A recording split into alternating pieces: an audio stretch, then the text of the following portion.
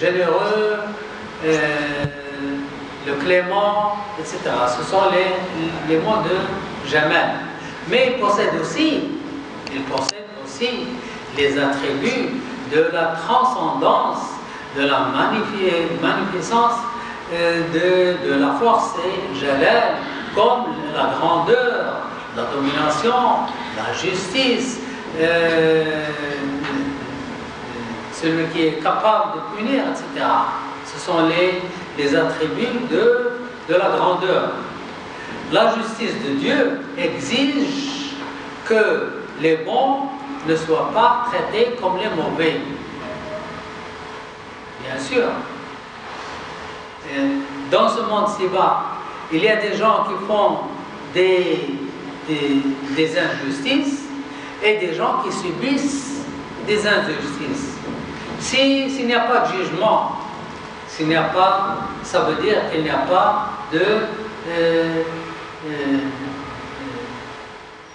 il n'y a pas de justice. Et ça veut dire que Allah subhanahu wa ta'ala ne fait pas son travail. Hasha lillah. Alors, quel est le travail d'Allah? Allah fait la justice. Celui qui fait l'injustice, il sera puni. Et celui qui a subi l'injustice, il sera récompensé. C'est ça la justice d'Allah subhanahu wa ta'ala. La justice d'Allah exige que les bons ne soient pas traités comme les mauvais et que le pieux ne soit pas considéré comme des pervers. Sinon, cette notion de justice n'aura aucun sens. Allah nous offre son amour, sa bonté, sa proximité. Il nous donne le choix de les saisir ou de les délaisser. Le jour du jugement, les gens qui font de l'injustice seront punis. Et les gens qui subissent l'injustice, ils seront récompensés. Parfois, on trouve des gens qui ont fait le tort, ils sont des gens pieux. Et ça arrive. Ça arrive que des gens pieux font des injustices aux autres gens pieux. Alors, quelle est la solution? Est-ce qu'ils vont être punis? Allah subhanahu wa ta'ala va les réconcilier. Allah réconcilier entre les gens pieux, entre les mu'minines.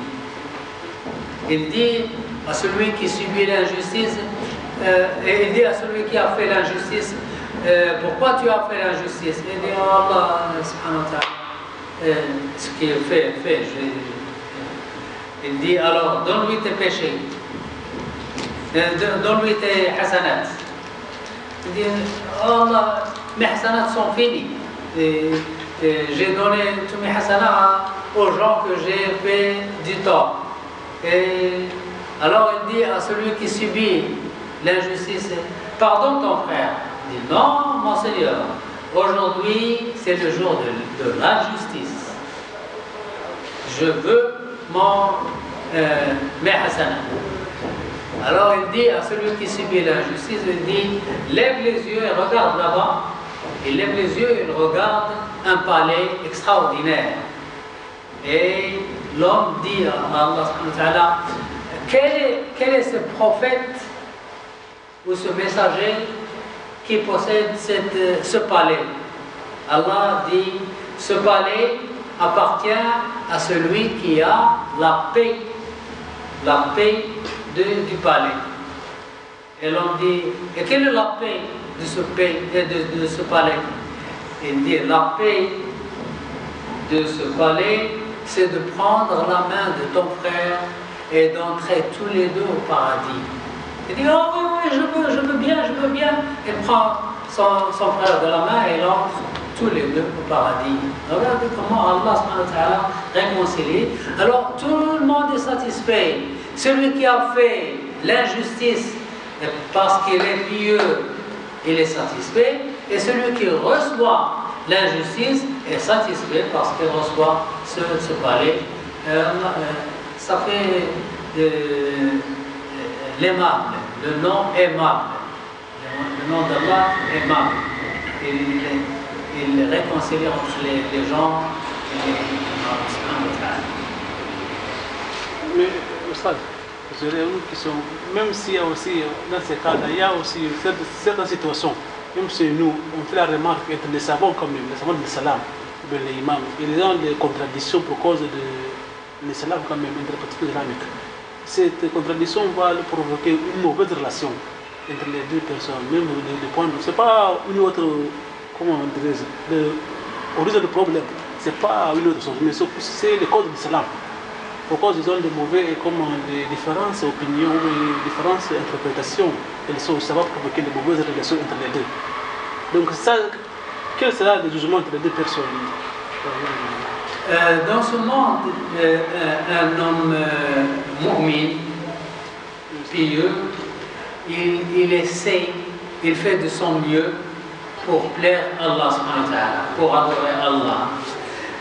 Parfois, mais il arrive qu'il fait des injustices avec intention ou sans intention.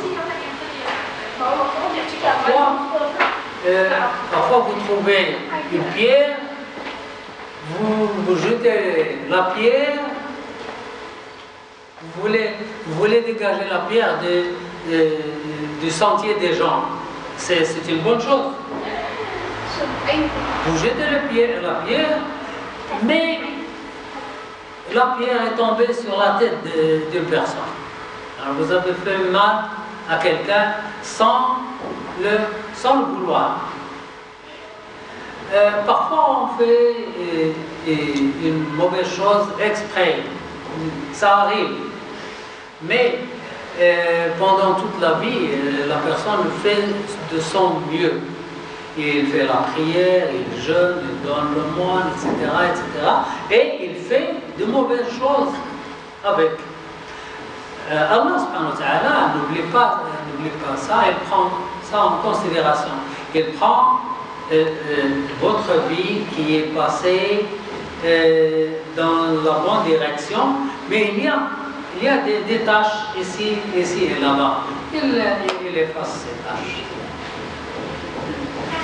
Mais quel est le titre de cette leçon? C'est avoir une bonne opinion sur Allah. Alors il faut vivre avec cette idée, avoir une bonne opinion, dire que Allah subhanahu wa ta'ala est pardonneur. Nous vivons avec cette idée.